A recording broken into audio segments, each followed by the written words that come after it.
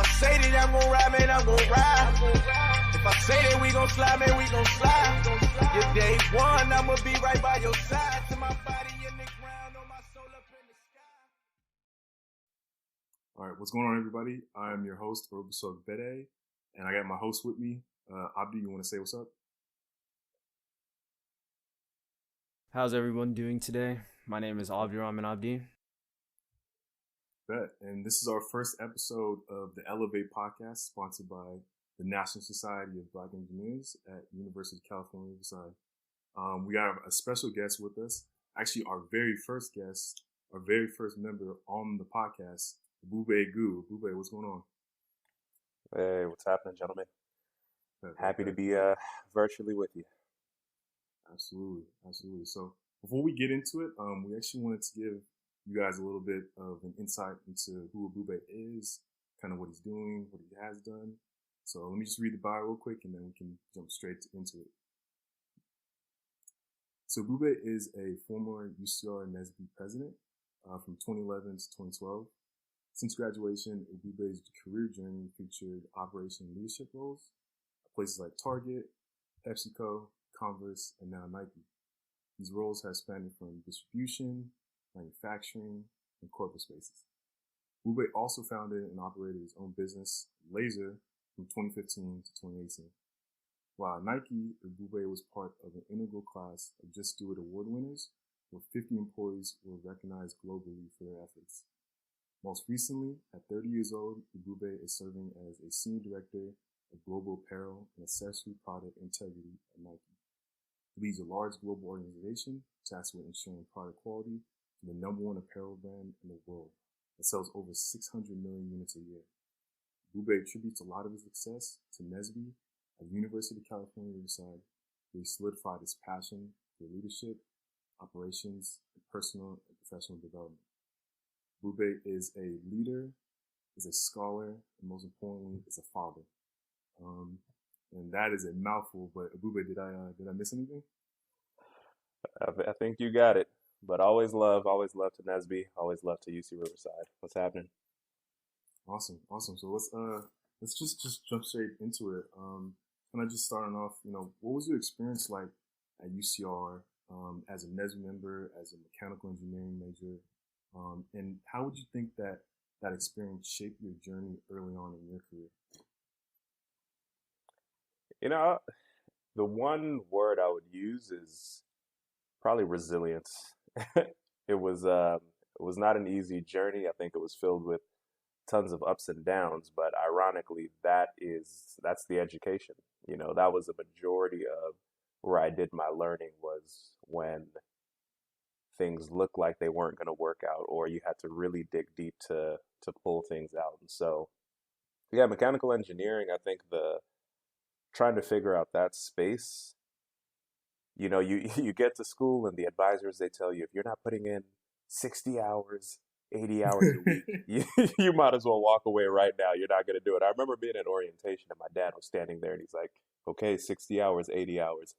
That didn't translate realistically for me. You try to have a social life, and you also try to handle your schoolwork. And so I would say I struggled in the beginning of engineering, but NSBE was one of those like cornerstone communities that like really kept me engaged in the engineering world. So I always do this shout out in my story. Shout out to Nima Blyden, Jonathan Jameson.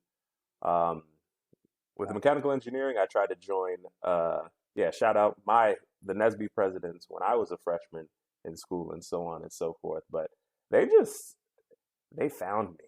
They came down to A&I and they hunted me out of my dorm room and said, you should be engaged. You need to be engaged. Whereas like other orgs I was trying to join, it was like they had meetings off campus. It was completely inaccessible, no representation. Can you hear me, by the way? Yeah, we can hear you. Okay. So, yeah, other orgs, they felt inaccessible and kind of out of the way. But here goes some NSBE presidents who were actively, they had my name on a list and they came and they dragged me. And that's kind of how I would describe my experience, was like this community that just like pulls you in and then consistently make sure you're good. So for me, it was all about making sure that I'm that person for the following class and the following class and the following class. And I just wanted to be a leader at NSBE. I wanted to be Nima. I wanted to be Jonathan Jameson, and I wanted to make them proud. And so that is at a very high level how mechanical engineering and what NSBE means to me, how that all like really shaped out when I was in school. Yeah, no, that's amazing. And I think it's really important to stress this, especially to you guys listening, to future NSBE members and to current NSBE members. Ebube, what you did as not only a member but a board member in the past really shaped the foundation for what is NSBE today. So it's always a blessing to have someone who came before us and really set the tone for what a amazing experience at UCR could be through the lens of NSBE. And this pod, this level of content that we're pushing out today is attributed to who came before us and who set that foundation. So I'm so proud. Amazing. So proud to see the podcast, so proud to see the newsletters, to see the endowment fund and the LinkedIn groups and just all the work you guys are doing. So shout out to, current NSBE leadership and just the last couple of years. It's been a pleasure to watch. And I can personally attest to NSBE's, achievements because, I was a transfer student. I came in during the pandemic and, Orbosa, Ina, Jordan, Charles, all of them really helped me integrate really well when I came over from community college. So that's definitely something awesome. I can really thank NSBE for. Yeah, no, definitely. So Riverside actually, or UC Riverside actually, wasn't your only post-educational experience. You actually had a little bit of time at, I believe it was Harvard Business School. Yeah, that's correct. So I'm about halfway through my program right now, in somewhat of a leap of faith, but I'd always known I wanted to couple my engineering undergrad with some formal business education, just due to ambitions and dreams and just the foundational knowledge. And so everything kind of just came together. I'm living in Boston right now. I had a close peer who was going through the program, and she said, this has your name written all over it. So there's that same theme again. Man. There's somebody just looking and saying, hey, I'm going to pull you into this experience, or, you should come join this community because I think that's important. And I gravitate towards situations like that. So yeah, I'm doing the program for leadership development right now at Harvard Business School. It's through their executive education platform. It's about 7 months long. It's really anchored around, it's almost like a fast track MBA that gives you the basics of, economics, strategy, marketing, finance, macroeconomics, then leadership, tons of coursework around leadership, organizational design. I'm learning it all right now with some amazing people in my cohort. So I'll let you guys know once I'm finished, but I'm kind of in the middle of the tornado right now. Yeah, I can only imagine the coursework must be a lot to take in, but I would think that the experience must be phenomenal just to work with people on that level with that level of skills and who are just trying to better themselves as leaders. So it's brilliant. Some of the people, it's brilliant. Some of the perspectives, the questions they ask. And it's beautiful to just sit and listen, right? Sometimes listen. And then other times, it's like, okay, yeah, I have a point of view. And then you remember, oh, other people want to hear my point of view, right? So once you kind of get past the first layer, it's awesome, man. Just the ability to listen and to learn from other people from different backgrounds, different cultures, different countries, and you're all kind of, it's this mind melt. I strongly encourage as many situations as you could put yourself into like that, do it. Nice.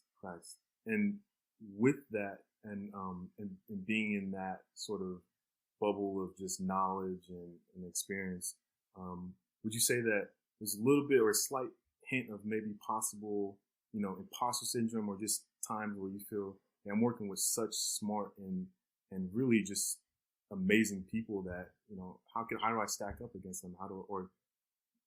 You know what I mean? So, No. Brilliant question. I can't remember if it was a book I was reading or something I was listening to, but essentially, imposter syndrome doesn't exist. And we have to continue to tell ourselves that, because if you worked and you earned your way into a space, you're supposed to be there. There's something you bring, there's something of value. It may look different than what somebody else is bringing, but something I'm constantly teaching myself and telling people around me. There's no such thing. If you got there the right way, you earned it. You're supposed to be there. But absolutely, in class right now, I'm the youngest, so oh, wow. that's also I think the average age for my cohort is 38. So I'm 8 years younger than that's crazy. That's an achievement, man. You should be proud of that one. But that's intimidating, right? Just general learnings about life and the economy and business, and a lot of these people have failed and succeeded in a lot more aspects of life than I have. So they have this like breadth of knowledge and they see things differently. So that was the point. I'm here to learn from them. So I kind of had to get out of my own way, and to start to speak up and to lead in the way that I know how to lead, and not to try to be anybody else, but to be myself, and to double, triple down in the confidence, and know that, there's everybody brings something to the table, and your opinion matters always. So got to get out of your own way. Yeah, no, absolutely. And for anyone that's listening, that's really important. When we go into new careers, NSBE graduates that are going into new careers soon, because it is spring, so who are gearing up to graduate and head into their careers, it's really important to understand that, I'm meant to be here. I belong. There's a reason why I was chosen to be in the position I am. There's a reason why the company or organization chose me. So, and speaking of leadership and taking on or learning new leadership skills, you're currently in a leadership position yourself at Nike. You want to tell us a little bit about that position? How you got to there, and kind of the details of what's going on with that. So. Yeah, no, absolutely. I'd be remiss if I didn't preface this with, obviously everything I share is my own opinion and mine only. It does not represent my employer in any way, shape, or form. But yeah, I took on a new role about mid-February. So a couple months into it. It is definitely the largest scope, largest team, largest budget, largest responsibility I've ever had in my career. So once again, the intimidation factor. But I think it's important to feel uncomfortable, right? That's where growth lies. You hear it in a bunch of, call it cliche, anecdotal statements that people say, but it's true. So I'm in a nice place of I'm uncomfortable, which means there's a lot to be learned and there's growth to be had. So I'm leading a team of, I think my whole org is roughly over 100 people. Our mission and our vision is really about perfect product in the apparel space. So it's influencing the entire organization upstream, from design to development to our manufacturing partners, how we move the product through distribution, and then how we monitor the quality of our apparel in the marketplace. And so that's our mission. I've got an awesome team. And, for me, it's now less about actually executing, right? So in previous roles, it's been all about execution. You got to go in there and actually deliver it. Now it's even more leadership around creating the space, the environment, having the right people, the right direction, the right vision, the right tools, the right resources, the right systems to help this collective of people achieve that goal. And I am in the shadows, I'm in the background, and anything that my team does well is their fault, and anything that doesn't go well is my fault. And that's kind of how I see leadership. And so, yeah, the journey here was, I would probably say, unconventional. My career with Nike started at Converse. I was in distribution. I was a maintenance manager leading the mechanics, the see the shoes up there. yeah. Check out the kicks. Always have my Converse up. Always got to remember the roots. But yeah, I was in Converse Distribution Center in Ontario, California, actually. So for all you Riverside folks, it's amazing opportunities in distribution with some major companies there in Ontario and, Fontana. You guys know there's tons of opportunities in distribution. So uh, don't write that off, because I think distribution is actually, obviously, it's a big part of the future, right? Amazon has clearly showed that convenience and getting product from A to B is paramount to consumers. That's where now value lies. And so you put an engineering mind in a space like that, especially that knows how to lead and interact with a bunch of different people, that is now value. It's mutually beneficial value for the company and for you as far as challenges go. But yeah, Converse maintenance manager. Then I relocated to Boston. I was a product integrity manager for Converse, also quality. So Converse manufactures, I think 80, 90 million pairs of shoes, a couple million pairs of apparel. So my job was to influence the quality of that across all different kind of stakeholders within the organization. And that led to some amazing connections on the Nike side, some amazing opportunities, and there was opportunities for me to work with amazing people, to create processes, to create strategies, to create visions around quality. And I think ultimately that led to my current position. So kind of demonstrating success on the Converse side. Somebody wanted to take a gamble and say, all right, let's see if this guy can create the same type of success on the Nike side. Right. And with that, what would you say are some really major skills or some skills in general that are really vital to making that position and that career path, like one worth, going down and being effective and being good at? So I actually just went through a full reflection of my strengths, weaknesses, and opportunities. So I've got all that going on in my head right now. But right. It seems creating collaborative environments is big, and communication is big. And I think that obviously there's relationships, there's attention to detail, right? So something I was reading, you know how on a resume it's usually like, tell me your skills. But skills are the result of values and abilities. So really, when you step into an interview kind of situation or whatever, you're trying to demonstrate what your values are. Because if you value communication, if you value teamwork, if you value respect, the way these things translate into your abilities and skills in the workplace is actually much more deep rooted than saying, hey, my skills are this software, I can, attention to detail, this, and that. So going back to your original question, I would say to do what I do,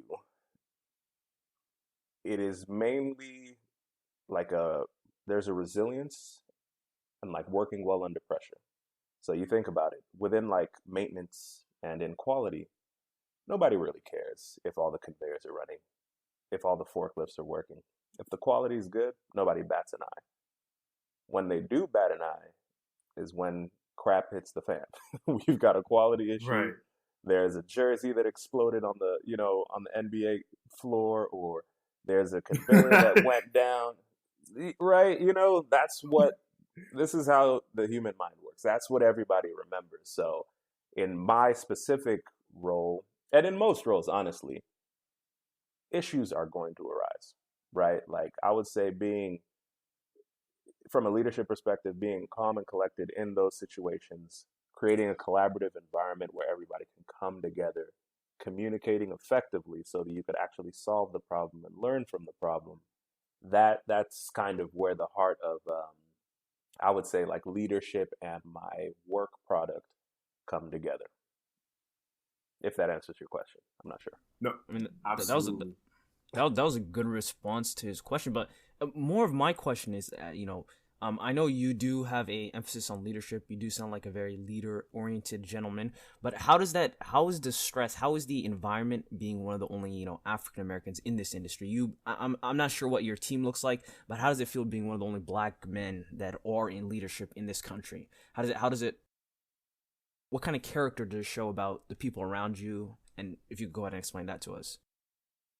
Fantastic question. Um, to be black in corporate America is to constantly be aware that you're black and in Man. corporate America, right? Um, and it's this balancing act of, okay, you accept it, you know what it is, but I think I go back to, I'm supposed to be here. I'm confident in my abilities and my skills, and I know that I'm willing to work harder at this than anybody else. And that's regardless of because of race or because of this or because of that. It's because I want something that badly, right? Or there's a greater motivational factor. But honestly, so this past year, gosh, obviously has been crazy, right? Especially from a social justice standpoint and how it shows up in corporate America. And I've got to play some great roles on task forces and diversity and inclusion and this and that. And it's really being vocal, right? It's using your whatever leverage, clout you have to fight for what you know is right, and to almost like put your social capital on the line. And I've seen some amazing leaders do that time and time again, whether it's at this company or in other companies, right? But so I guess I would say to be in this role is to know that I'm representing not just myself, not just my family, immediate and extended, not just my organizations and affiliations, NSBE, UCR, Harvard Business School, whatever, but to almost feel like you're representing stereotypical shifts. And you know that you're always held to a higher standard. And I hold myself to a higher standard. So I try to just move accordingly and strive for that regardless. But if I don't hit it, I do not play victim. I do not beat myself up. What's done is done. Learn from it. Move forward. That's my big thing. I don't like regret. I don't like to live in the past. And I don't like to think about things I can't control anymore. So if it's done, if a mistake has been made, that's it. It's done. The only energy I should be putting myself towards is what can I change now? You know what I mean? So I'm always in this constant action. What can I control? What can I change now versus, especially once you've learned from the mistake. I'm not saying don't sit there and think about it. Think, process, learn from the mistake and move. Does that answer your question? I think you answered it pretty well. I mean, it shows that you definitely struggle in corporate America as I would have expected, but you don't let it stop you. You're willing to succeed. You're resilient. You're smart. You know what you got to do to make sure you as a person succeed, and you're not letting whatever racism, whatever discrimination that they may be facing, passive or non-passive, stop you from accomplishing your goal. And I think that's what a lot of us should strive for. You're the goal. You're what we should be striving towards, and I want to thank you for that. And we're just be human, right? Yeah. And look for help.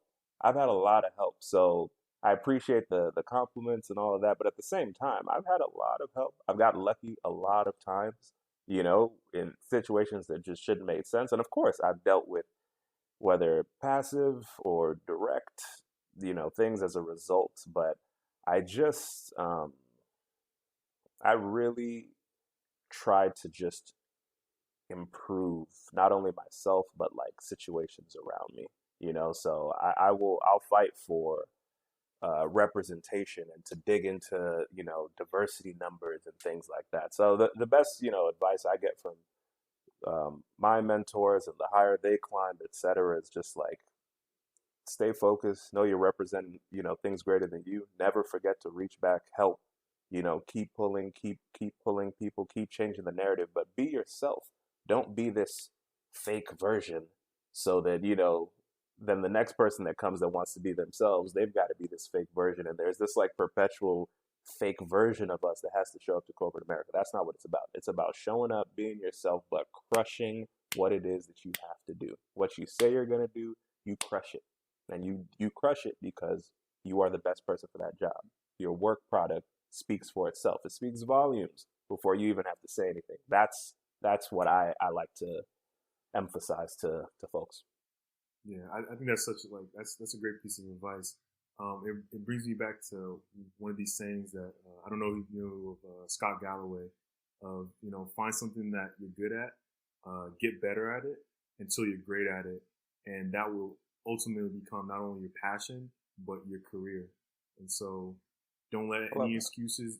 Yeah, don't let any excuses get in your way, and just work at it. And if things come up, just learn how to deal with it. It's not really necessarily that things won't come up. Things always come up in life, whether you be a student or you already in your career. It's just how you deal with it. So I think that's a great way to put it.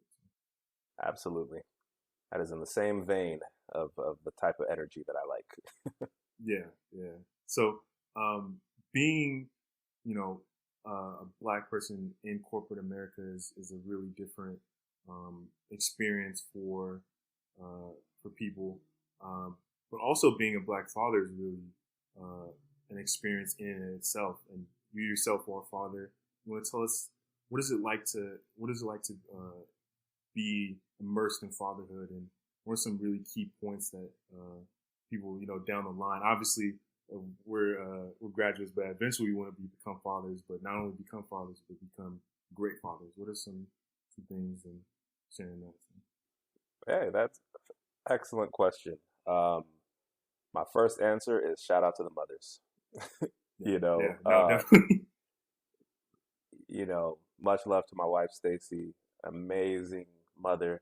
My son Dalu, fantastic. But it's a team effort. But if once you see and understand what mothers have to go through, it's amazing, right? And so for me, it is about being the best possible teammate, the best possible dad, the best possible friend, whatever they need me to be at any given point. But it's been a blessing. The pandemic, I've been home. I've watched my son for the last, beyond this screen right here. So this is my little home office right behind the screen. I've watched this kid, from crawling, barely crawling, standing, walking. He's doing all sorts of stuff now. It's hilarious. It's beautiful. I've loved every second of it. And I know people say that all the time, but it's so like the feeling of just it's really small like person, and then the way he looks at me now, it's like it's indescribable. But it is my proudest like responsibility, obligation, or I have no issues sacrificing whatever to make sure that like my family, my wife, my child, are good. And that's like another level of motivation that I didn't even know was possible or I needed. You do things for like your immediate family, my brother, my sister, my mom, my dad, but now like having like my own family, I feel like has unlocked even another level of just like selflessness and just wanting to see them smile, happy. Don't ever take yourself too seriously. Sometimes it's funny. I joke with my coworkers, but I'll get off like a Zoom call where I'm having like the most serious, I might have just presented to the VP of Lord knows what.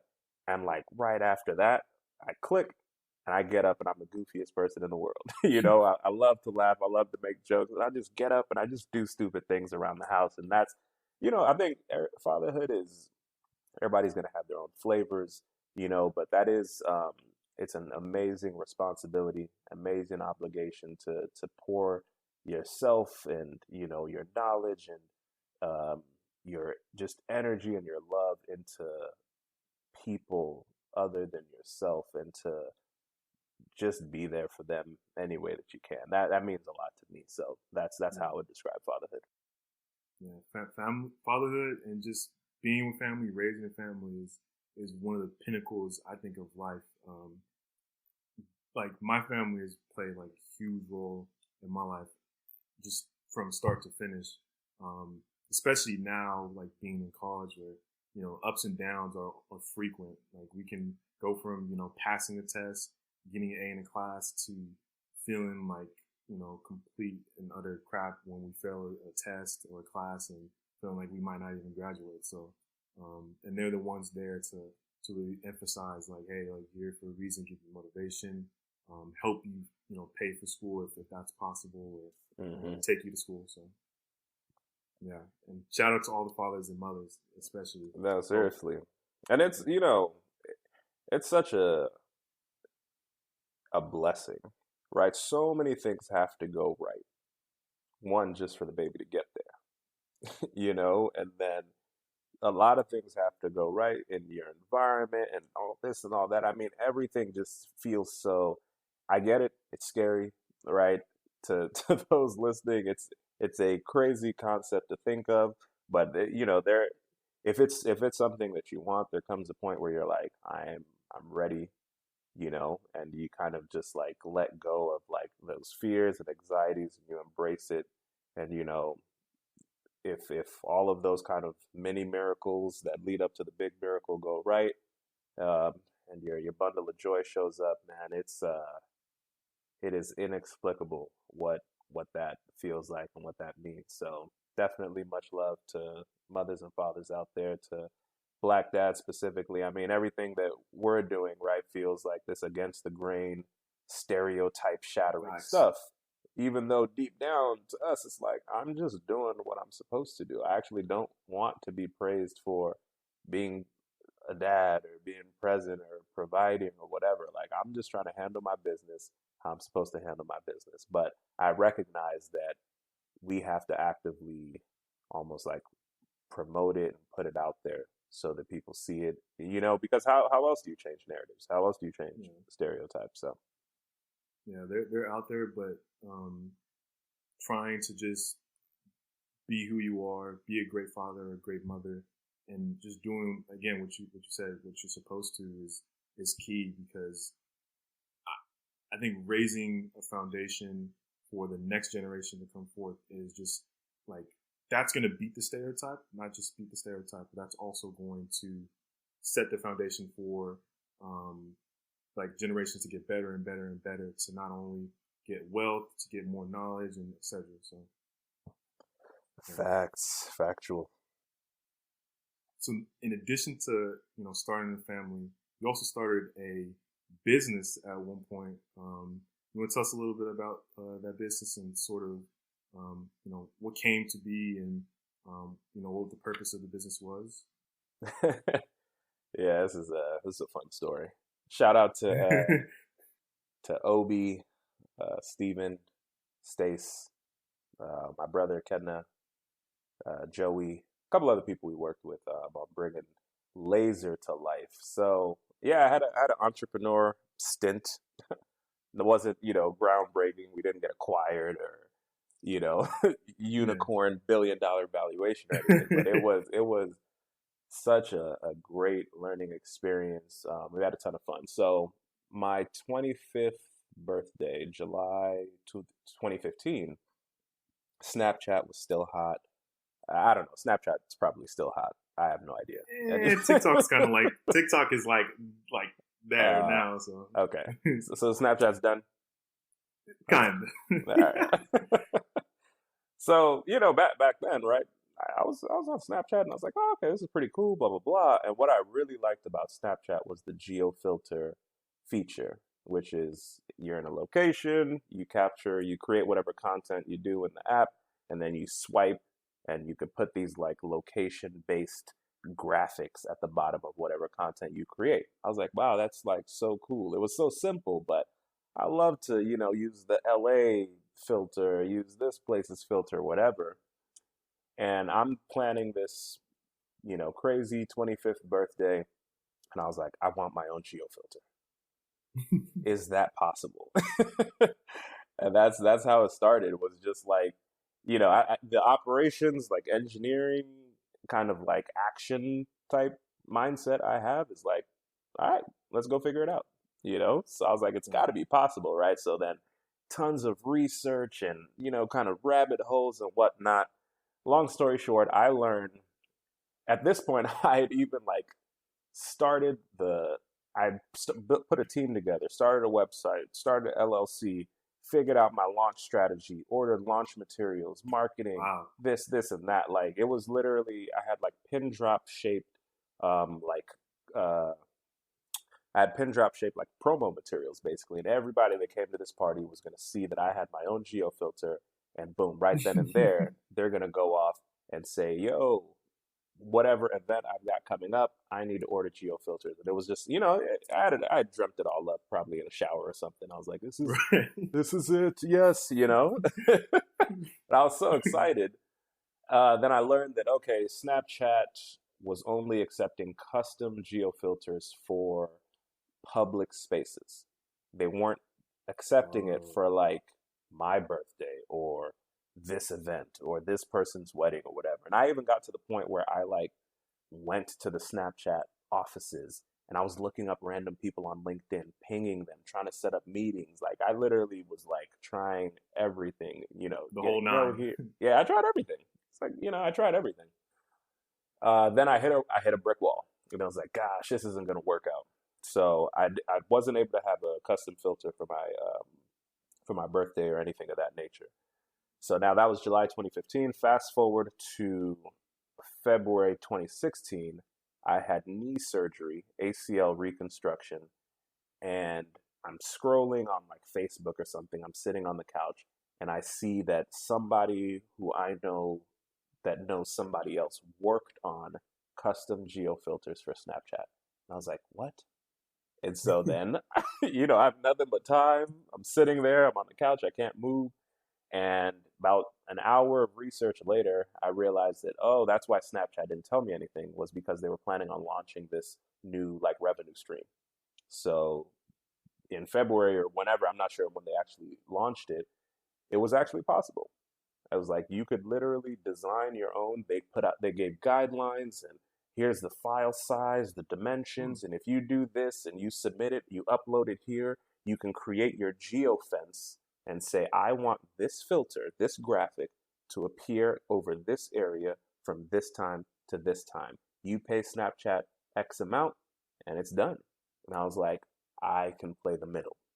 So it was like, I pick up the phone and I'm like assembling the team back together, blowing the dust off the website. The LLC was still good. Everything was still good. And within the first week, within a couple of days from then, we had sold a filter to OG Mako, the rapper. We sold him a filter for his, he was on tour.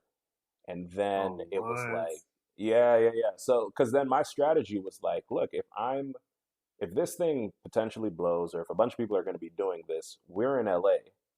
What strategy could we have that differentiates us? Do we target weddings? Do we target everyone? It was like, there's still strategy within it, but it was brand new to the point where we had to define everything. Like Snapchat just opened this thing. We had to tell people what the value was, figure out how to measure it, figure out how to price it.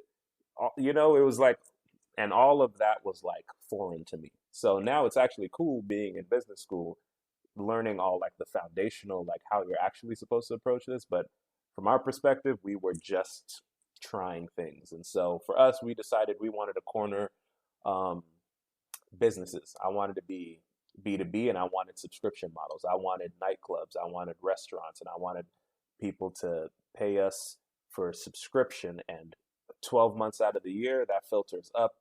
You don't have to think about it. If you want to change the graphic, you snap a finger, my team will whip up a graphic and we'll get it up there. And, as a business, and then we'll come back to you with marketing stats and impressions and how many people you reached and blah, blah, blah, blah, blah. So then it was just a fun time of just, going around LA and pitching to restaurants. And, we ended up doing filters with like TBS, Robbins Jeans, couple more artists, some popular nightclubs. It was fun. It was fun. That's my LAYSR story. We did that for about 3 years until Instagram and Mark Zuckerberg pretty much. when they what happened. And we knew. I was like, we're betting on a trend.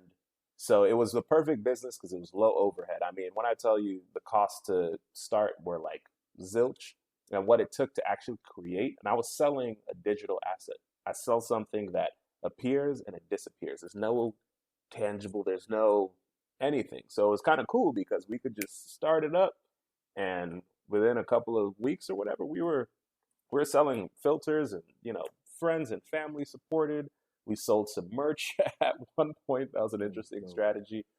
And then, 3 years later, it pretty much just kind of like lost its juice. I didn't feel like pivoting and figuring out, is Instagram going to do this? And, I didn't know what Snapchat was going to do. And I was like, it's cool.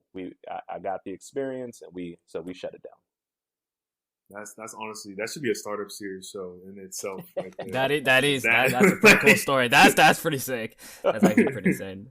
Hey, it was fun. It was fun. I'll say that. It was fun. Yeah, the scalability of businesses in probably the last, I would say, 15 years is honestly incredible. So, like, at least me and Abdi were kids probably when Zuckerberg first broke ground on Facebook, but before that, I mean, businesses had to acquire capital. They had to get loans and all this stuff just to start, these construction companies, et cetera, et cetera. When companies like Facebook and, Snapchat came along, they completely changed the landscape of, you can go from having a business that is of micro scale, like a few users, 10, 20, to the next day, 100,000, the next month, 100 million, the next year, 10 billion, or sorry, not 7 billion, whatever. But it's incredible what that's been able to do. Cloud computing has definitely changed the spaces of businesses. Like digital assetation, like you were talking about, it's just so crazy now. You could build your business on someone else's business and it'll be completely different. It's crazy. And the thing is, it's not even unique to one business because everybody else can do it too. You could do it with hundreds of other businesses, and that's just insane. That's actually crazy. It's brilliant.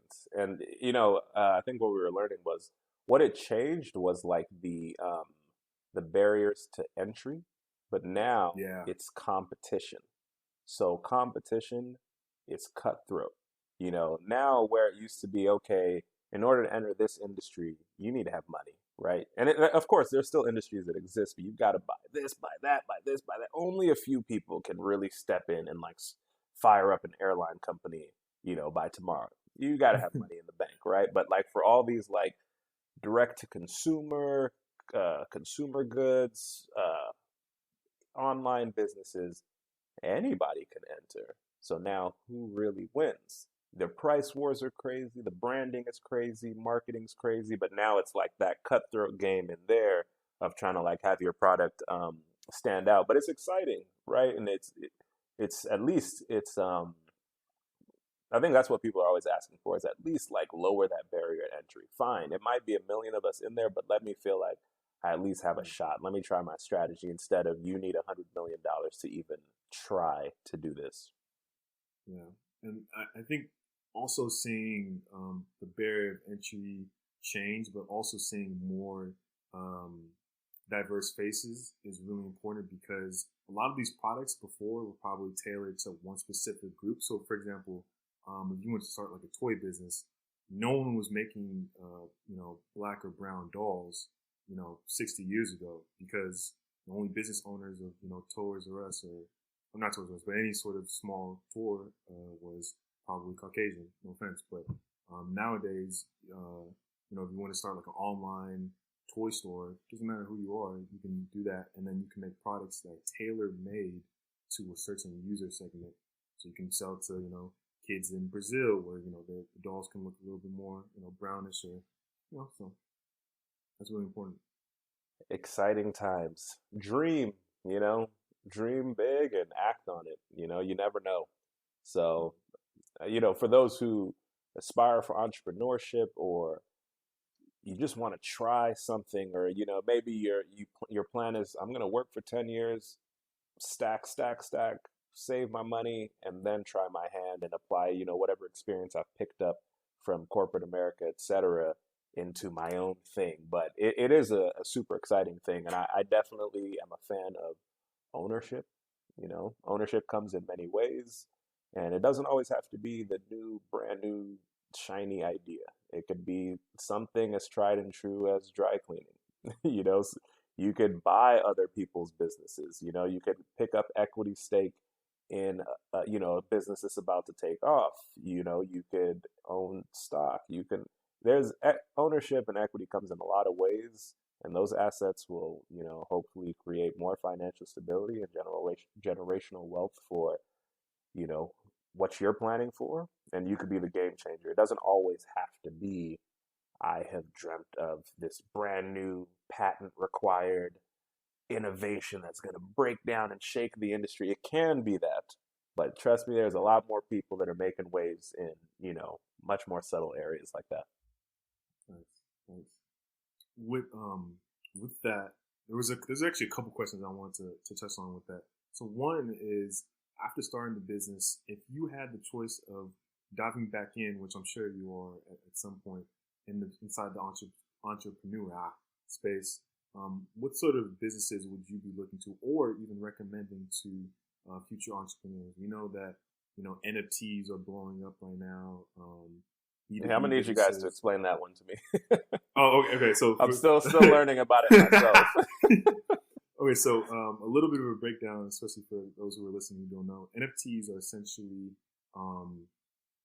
pieces of products, digital products, that someone could purchase, and they're unique copies. So they're a little bit like Bitcoin technology, where when you purchase this NFT, you have that encrypted original digital product. So, for example, if you wanted to get Jack Dorsey's tweet, which sold for something like millions of dollars, that's specifically encrypted for you, even though someone could physically go back and take a picture of that tweet, you physically have, that original encrypted tweet.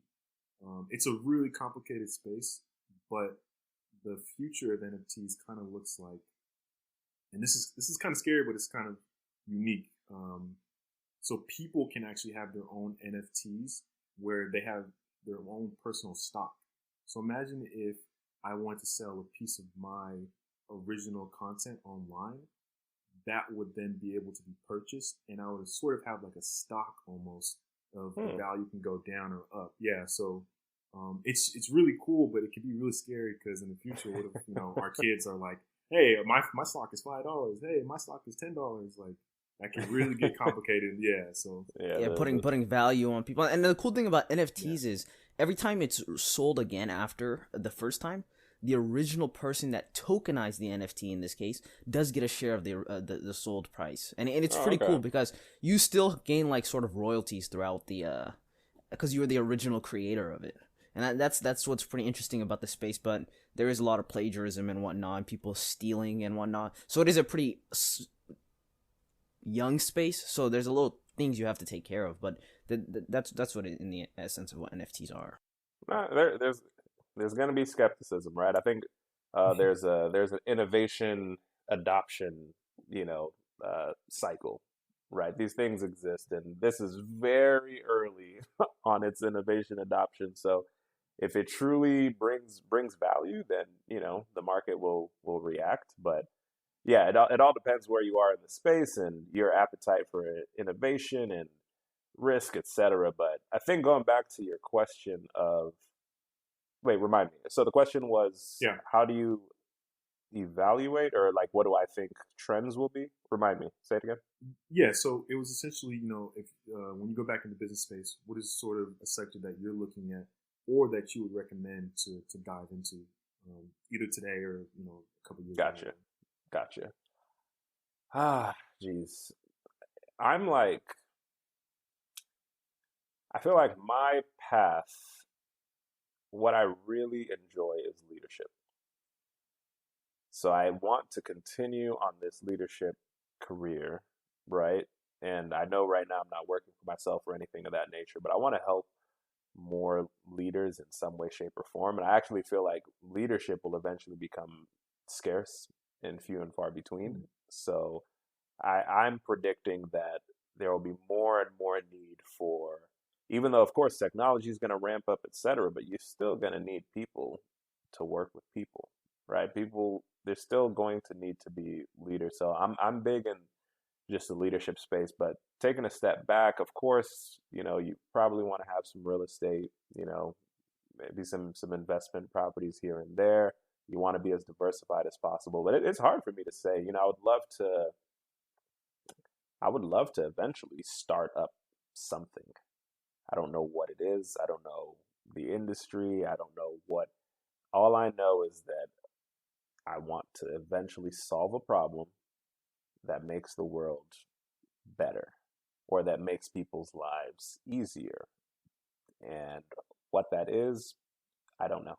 But all I know is everything I'm doing today is preparing me for that challenge whenever the light bulb goes off, or I meet the person, or the problem presents itself, but just constantly keeping my eyes open, and, thinking of value that you could add to the world or to people, and then who's solving for that. And if they've solved for it, is there a better way to solve for it, right? And that's where the engineering comes in. It's like constantly trying to identify opportunities and solve for them.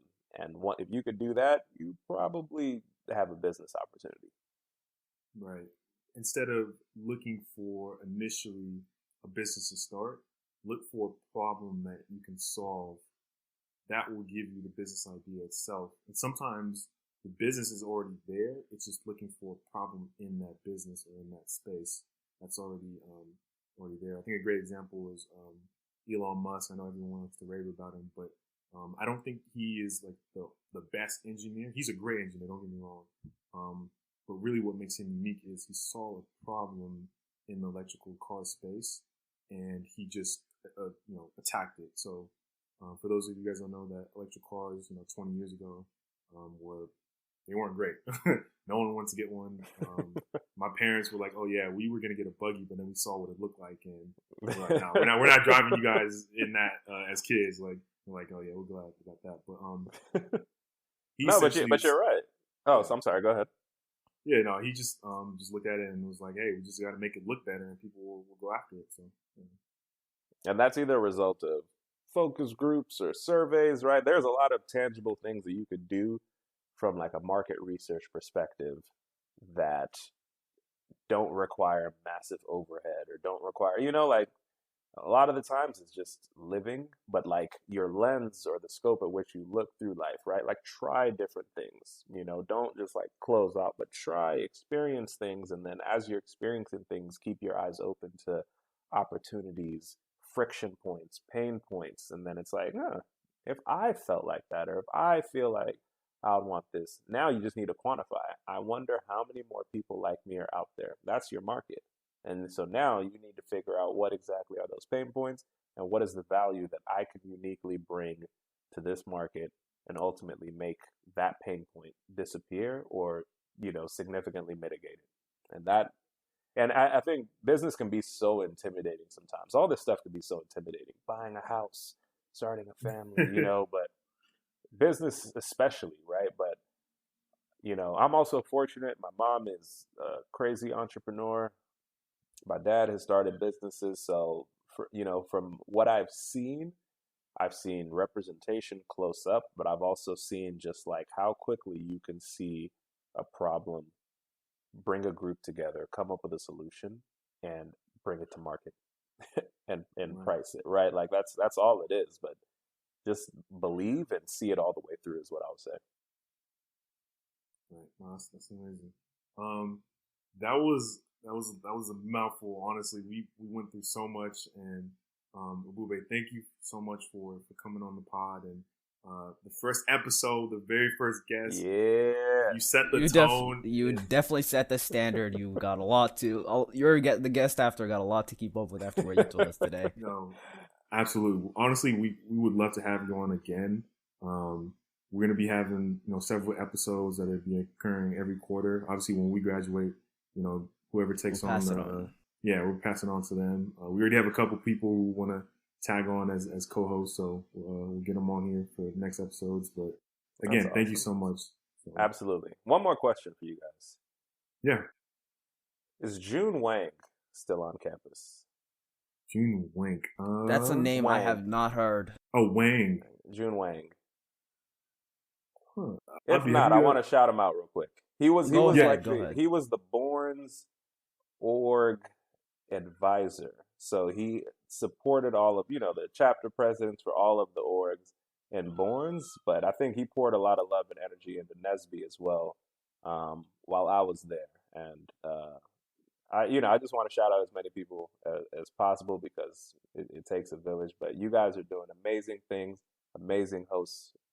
Greatly appreciate it. It's an honor to be, guest number one, and hopefully I can come back and eventually meet you guys in person, come back to campus, all that stuff. It's always love to NSBE, but more specifically the UC Riverside chapter. Absolutely. Thank you again, Abu. And that will close out the first episode of Elevate. We'll see you guys in about 2 weeks when we have another guest on. So, peace. Thank you again, man. Have a good one. Yes, sir. Bye. Yeah, you heard what I said, and what's that? If I say that I'm gon' ride, man, I'm gon' ride. If I say that we gon' slide, man, we gon' slide. Your day one, I'ma be right by your side. To my body in the ground, on my soul up in the sky. If I say that I'm gon' ride, man, I'm gon' ride. If I say that we gon' slide, man, we gon' slide. Your day one, I'ma be right by your side. To my body in the ground, on my soul up in the sky. I'm gon' ride. We gon' slide.